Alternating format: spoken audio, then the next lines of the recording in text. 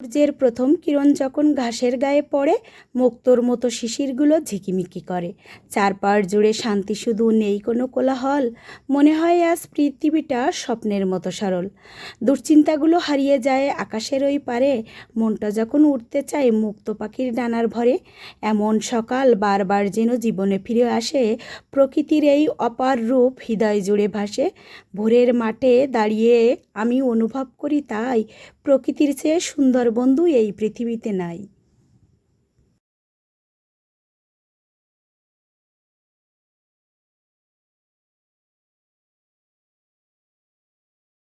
Hello everyone, Nijum সন্ধ্যায় আপনাদের সবাইকে স্বাগতম।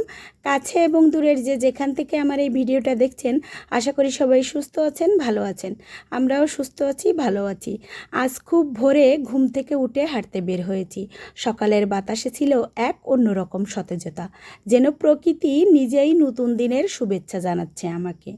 আজকের গন্তব্য ছিল সরকারি কলেজের বিশাল মাঠ। চারদিকে কলেজের ভবন আর মাঝখানে বিস্তীর্ণ সবুজ ঘাসে ঢাকা মাঠ। দৃশ্যটা সত্যিই মনকে প্রশান্ত করে দেয়। মাঠের উপর তখনও শিশির বিন্দুগুলো ঝলমল করছে। পূর্ব আকাশে সূর্যের নরম আলো ধীরে ধীরে ছড়িয়ে পড়ছে সবুজ ঘাসের বুকে।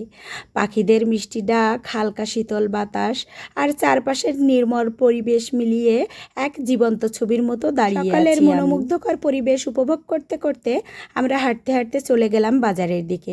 চারপাশে তখনও ভোরের সতেজতা ছড়িয়ে আছে। দোকানপাট ধীরে ধীরে খুলছে। মানুষজন চারদিকে কাজ শুরু করার প্রস্তুতি নিচ্ছে। এমন সময় হঠাৎ করে চোখে পড়ল মাছ বিক্রেতা। তিনি একটি ক্যারেট ভর্তি বড় বড় শিং মাছ নিয়ে বসে আছেন। মাছগুলো এতটাই টাটকা আর বড় সাইজের ছিল যে দেখলেই কারোরই কিনতে ইচ্ছা করবে। আর আমার হাজব্যান্ড তো আলাদাই, উনি মাছ দেখলেই যে কোনো মাছ কিনে ফেলতে চান। আসলে আমরা তো শুধু হাঁটতে বের হয়েছিলাম, বাজার করার কোনো পরিকল্পনাই ছিল না আমাদের। তাই স্বাভাবিকভাবে সঙ্গে টাকা পয়সাও বেশি ছিল না, কিন্তু মাছগুলো দেখে উনার খুব ভালো লেগে যায়। পকেটে যতটুকু টাকা ছিল সেটুকু টাকা দিয়েই এই মাছগুলো কেনা হয়েছে। আর এই শিং মাছ এখন বাড়িতে নিয়ে এসেছি। কাটার পরে এই মাছগুলো পরিষ্কার করছি। তো এই মাছগুলো পরিষ্কার করার জন্য আমি পেঁপের পাতার ব্যবহার করেছি। যারা আপনারা শিং মাছ পরিষ্কার করতে হিমশিম খেয়ে যান, আমার মতো এই টেকনিক ফলো করলে অবশ্যই কিন্তু আপনাদের মাছগুলো দ্রুত পরিষ্কার হয়ে যাবে। পরিষ্কার করার জন্য ব্যবহার করি পেঁপের পাতা কিংবা পেঁপের খোসা। আজকে আমি কয়েকটি তাজা পেঁপের পাতা নিয়ে এসেছি। প্রথমে পাতাগুলো ভালোভাবে ধুয়ে ব্লেন্ডার করে একটি ঘন পেস্ট তৈরি করে নিয়েছিলাম। তারপর সেই পেস্ট শিং মাছের গায়ে ভালোভাবে মেখে প্রায় 10 থেকে 15 মিনিটের মতো আমি রেখে দিয়েছিলাম। এই সময়ের মধ্যে পেঁপের পাতার প্রাকৃতিক উপাদান মাছের গায়ে জমে থাকা কালো ময়লা, পিচ্ছিল ভাব এবং আষ্টে গন্ধ দূর করতে সাহায্য করে। নির্দিষ্ট সময় পরে মাছগুলো হাতে নিয়ে ঘষে ঘষে ধুয়ে নিলাম। আর তারপর দেখা গেল গায়ে লেগে থাকা কালচে আবরণ একেবারে উঠে গেছে। যে মাছগুলো কিছুক্ষণ আগেও কালো আর পিচ্ছিল ছিল, সেগুলো এখন দুধের মতো সাদা পরিষ্কার আর ঝকঝকে। কয়েকবার পরিষ্কার জল দিয়ে ধুয়ে নিয়ে একে একে সব মাছ সুন্দরভাবে পরিষ্কার করে নিলাম। গৃহস্থলীর কাজের মধ্যেও এমন কিছু ছোট ছোট কৌশল থাকে যা কাজকে অনেকটাই সহজ করে দেয়। পেঁপের পাতা দিয়ে শিং মাছ পরিষ্কার করা এই পদ্ধতিটি অনেকেই হয়তো জানতেন না। তো যারা এখনও এই উপায়টি ব্যবহার করেননি, তারা চাইলে একবার চেষ্টা করে দেখতে পারেন। অল্প সময়ে, কম পরিশ্রমে এবং সহজ উপায়ে শিং মাছ পরিষ্কার করার একটি সত্যি দারুণ একটি কৌশল। দেখতেই পাচ্ছেন আমার শিং মাছগুলো কতটা ধপধপে পরিষ্কার করে ফেলেছি আমি, কোথাও একটুকুও ময়লা নেই। তো শিং মাছগুলো সুন্দরভাবে পরিষ্কার করার পর এবার শুরু হলো রান্নার পালা। আজকের মেনুতে রয়েছে ভাতের ভাপে তৈরি সুস্বাদু শিং মাছ ভাপা। খুব বেশি ঝামেলা ছাড়াই অল্প মশলায় এবং সহজ পদ্ধতিতে তৈরি করা যায় এই দারুণ স্বাদের খাবারটি। প্রথমে শিং মাছগুলো পছন্দ মতো টুকরো টুকরো করে কেটে নিলাম। তারপর মাছের সঙ্গে যোগ করলাম লবণ, হলুদ, গুঁড়া মরিচের গুঁড়া আর আদা বাটা, পেঁয়াজ বাটা, রসুন বাটা, জিরা গুঁড়া, গরম মশলার গুঁড়া, শুকনো মরিচের গুঁড়া এবং সামান্য সরিষার তেল। সব উপকরণ একসঙ্গে ভালোভাবে কিছুক্ষণের জন্য আমি মাখিয়ে রেখে দেব, যাতে মাছগুলো যাতে মশলাগুলো মাছের ভিতরে ভালোভাবে মিশে যায়। আর এখানে আমি একে একে সব রকমের মশলা কিন্তু ব্যবহার করেছি। এই রান্নাটা কিন্তু যতটা সহজ, খেতেও কিন্তু অনেক তৃপ্তিদায়ক। আপনারা যারা এখনও এই মাছ ভাপা করেননি তারা একবার হলেও ট্রাই করে দেখতে পারেন। আপনারা যে কোনো মাছ দিয়ে এই মাছ ভাপা করতে পারেন। তো আমার যখন মনে হয় টাটকা মাছ আমার বাসাতে আনলেই আমি এভাবে ভাপা করি। আর আমার কাছে অনেক পছন্দের একটা খাবার এই মাছ ভাপা। আর এর স্বাদ কিন্তু একেবারে কম না, রান্নার থেকে আরও ভাপা মাছটাই বেশি মজা লাগে। চুলায় ভাত বসিয়ে দিলাম। ভাত যখন ফুটতে শুরু করলো এবং ফ্যান একটু কম হয়ে এলো, তখন মাখিয়ে রাখা শিং মাছগুলো ভাতের উপর সুন্দরভাবে আমি বসিয়ে দিলাম। এরপর হাঁড়ির ঢাকনা ভালোভাবে বন্ধ করে দিলাম, যাতে ভাতের গরম ভাপ ধীরে ধীরে মাছের ভেতর পর্যন্ত পৌঁছে যায়। ঢাকনা খুলতেই যে দৃশ্য চোখে পড়ল তা সত্যি লোভনীয়। ভাতের ভাপে ধীরে ধীরে রান্না হওয়া শিং মাছগুলো একেবারে নরম, রসালো এবং সুগন্ধে ভরপুর হয়ে গেছে। মশলার ঘ্রাণ আর সরিষার তেলের স্বাদ মিলিয়ে তৈরি হয়েছে অসাধারণ একটি ভাপা মাছের তরকারি। সবচেয়ে ভালো বিষয় হলো এই রান্নায় আলাদা করে বেশি সময় বা পরিশ্রমের প্রয়োজন হয় না। ভাত রান্নার সঙ্গে সঙ্গেই এই মাছ ভাপে তৈরি হয়ে যায়, ফলে সময়ও বাঁচে এবং স্বাদও থাকে অসাধারণ। যাদের হাতে সময় কম থাকে বা সহজ উপায়ে সুস্বাদু মাছ রান্না করতে চান, তারা যে কোনো মাছ দিয়েই এই পদ্ধতিতে ভাপা করে নিতে পারেন। খুব সহজে আর ঘরোয়া পদ্ধতিতে তৈরি করে ফেললাম শিং মাছ ভাপা। সকালে হাঁটাহাঁটি শেষ করে বাজার করে মাছ পরিষ্কার করা পর্যন্ত সমস্ত সব মিলিয়ে দিনটা বেশ সুন্দর কেটেছে আমার। আশা করি আমার এই সহজ রান্নার পদ্ধতি আপনাদের ভালো লাগবে, আপনাদেরও কাজে আসবে। যদি ভালো লাগে তাহলে আপনারাও ট্রাই করতে পারেন। আজকের মতো টুকিটাকি রান্নার আয়োজন শেষ করে সকালের হাঁটাহাঁটি সমস্ত কিছু শেষ করে মনে হলো এবার হয়তো একটু বিশ্রাম নেওয়া যাবে। কিন্তু গৃহিণীদের জীবনে রান্না শেষ মানেই তো কাজ শেষ নয়।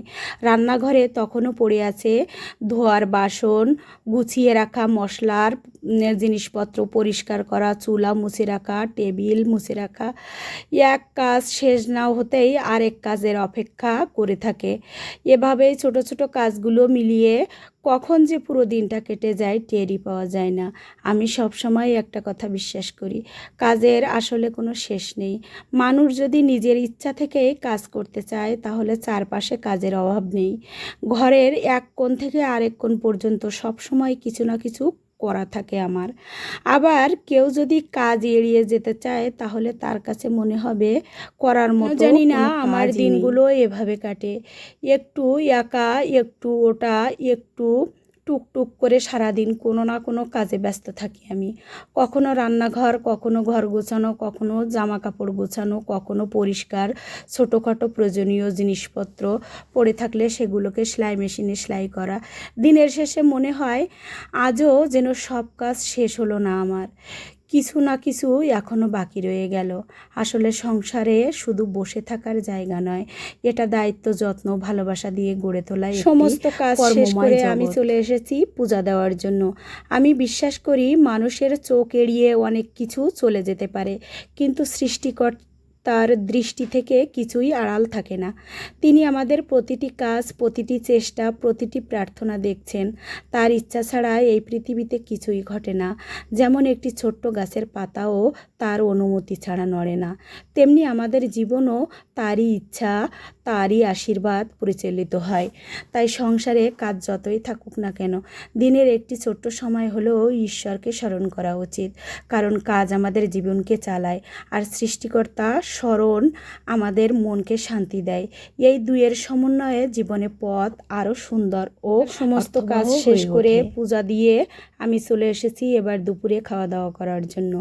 আজকের দুপুরের মেনুতে আছে মসুর ডাউলের একটু ঘন ঘন ভুনা টাইপের, আর সেই সাথে রেখেছি মুরগির চামড়া দিয়ে, মুরগির ছাল দিয়ে আলু ভুনা, আর তার সাথে রেখেছি টাটকা শিং মাগুর ভাপে।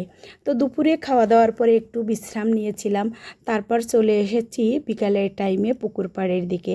আর এই যে বিশাল একটা পুকুর দেখতে পাচ্ছেন, এটা কিন্তু এই কলেজের পুকুর।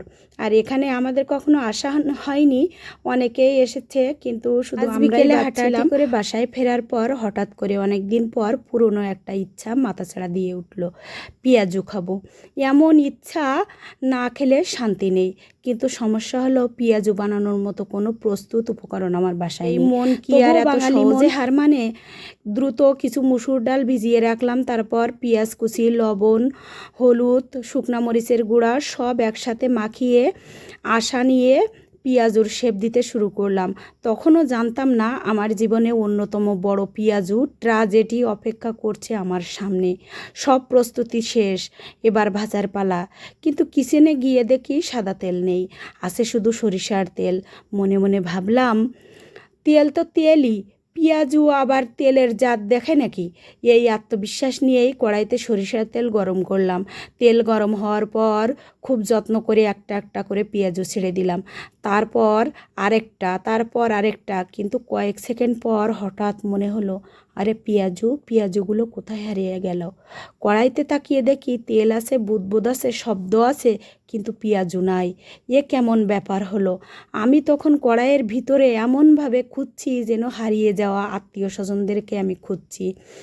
হাতটা দিয়ে খোঁজার চেষ্টা করছি, একবার বাঁ দিকে, একবার ডান দিকে, একবার মাঝখানে, কিন্তু পেঁয়াজুর কোনো হদিশ নাই। মনে হচ্ছিল সরিষার তেল পেঁয়াজুগুলোকে গোপনে অপহরণ করে ফেলেছে। অনেক খোঁজাখুঁজির পর তখন তাদের উদ্ধার করা গেল। তখন তাদের অবস্থা দেখে আমার চোখে আসলে জল চলে আসার উপক্রম। আমি চেয়েছিলাম রেস্টুরেন্ট স্টাইলে ক্রিস্পি পেঁয়াজু, কিন্তু যা পেলাম সেটা হলো যুদ্ধক্ষেত্র থেকে বেঁচে ফেরা বিশেষ বাহিনীর পেঁয়াজু। কোনোটার হাত নেই, কোনোটার পা নেই, কোনোটার মাথা কোথায় গেছে জানি না। পেঁয়াজুর অবস্থা দেখে আমার মনে হচ্ছিল প্রত্নতান্ত্রিক খনন থেকে উদ্ধার করা কোনো প্রাচীন নিদর্শন। শেষ পর্যন্ত অনেক সম্মান ও ভালোবাসার সঙ্গে সেই আহত বিধ্বস্ত পেঁয়াজুগুলোকে প্লেটে তুলে আনলাম। আবার খাওয়ার আগে তাদের উদ্দেশ্যে 1 মিনিট নীরবতাও পালন করলাম। পেঁয়াজু বানাতে গিয়ে কড়াইতে ছেড়ে দিয়েছিলাম পেঁয়াজু, বের করে আনলাম নিখোঁজ হওয়ার পর উদ্ধারকৃত রহস্যময় বিধ্বস্ত পেঁয়াজু নিয়ে আজকে চলে যাচ্ছি। আমার ভিডিওগুলো যদি আপনাদের কাছে ভালো লেগে থাকে তাহলে লাইক, কমেন্ট এবং সাবস্ক্রাইব করে আমার সঙ্গে থাকবেন। সবাই সুস্থ থাকবেন, ভালো থাকবেন। ধন্যবাদ সবাইকে।